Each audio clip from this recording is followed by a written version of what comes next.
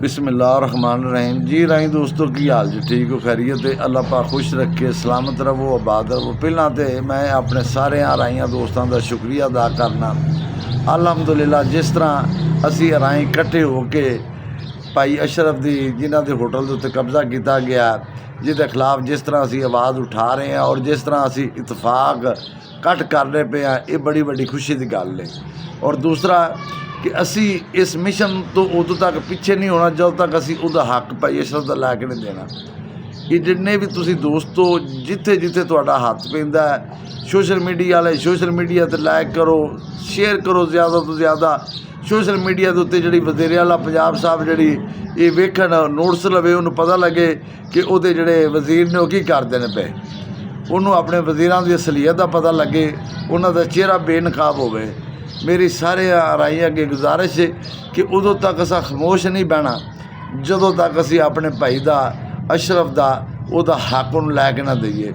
और खुशी इस गल की है कि अल्लाह का शुक्र है कि जिस तरह असी राई इकट्ठे होंदे आ जिमें असी एक आवाज़ एक जान हो के असी सारे कोशिश शुरू कर छड़ी। इंशाअल्लाह ताला कोई साढ़े दोस्त भाई अशरफ दे नाल मुलाकात करन तक पहुँच गए ने, कुछ दोस्त अपना राबते दे विच ने। सिर्फ कल जो 15 कल्चर डे भी इस वजह तो कोई मसरूफियात की वजह तो कोई दोस्त 15 तो बाद का प्रोग्राम बनाया।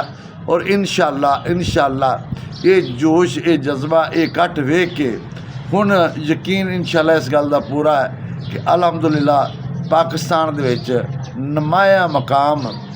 नुमाया मकाम और किसी राई दे नाल ज़्यादती जुल्म नहीं लगा होण।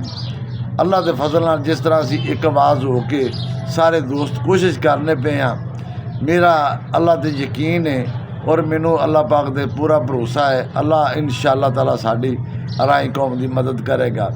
देखो असी साडी किसी नाल ज़्यादती ना असी राई कौम किसी नाल ज़्यादती करने इस ते वेखो असी हमेशा अपना दफा करने ये भी उन्हें जुल्म किया साजबाज हो के पटवारी तहसीलदार सारे रल के ये साजबाज हो के उस भाई अशरफ का समान तोड़िया और वो भाई अशरफ को जी रजिस्ट्री है ना जी वो जोड़े बाद काबज होए ने ना उन्होंने तो किते पहला दी है ये तो फिर वो अदालत के आर्डर ने उन्हें अदालत के थ्रू अपना डिग्री कराई है हर पासों सच्चा है। फिर वो जोड़ा रकबा है वो मखसूस है वह हदूदरवा लिखा है। दूसरी पार्टी ने झूठा दावा करके उहदी जगह ते भाई अशरफ की जगह ते अपना वकील खड़ा करके तकसीम दे विच उन्होंने भी ले लिया भी ये तकसीम च शामिल है जिसका उन्होंने पता ही नहीं उन्होंने पता ही नहीं है। उन्होंने उदों पता लगा जो सारा पुलिस DC AC सारे साजबाज हो के इन्हें एक कार्रवाई की ये काम पाया।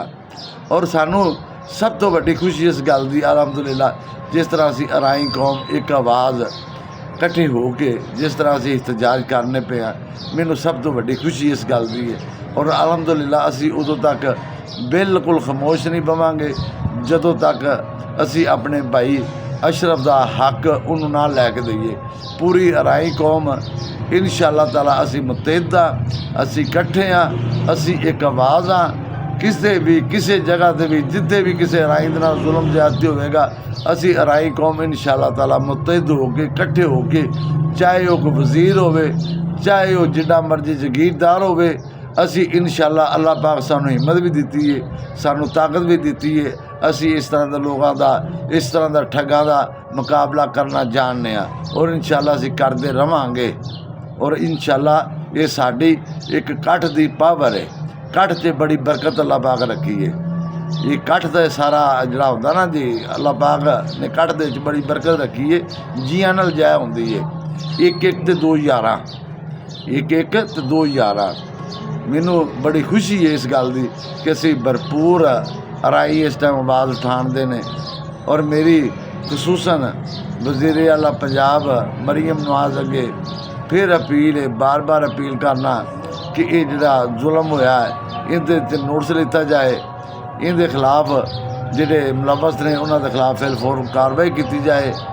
ये साडी गुजारिश है वज़ीर आला अल्लाह पाक सलामत रखे बाद रहो। राई कौम जिंदाबाद पाकिस्तान जिंदाबाद। अस्सलाम वालेकुम।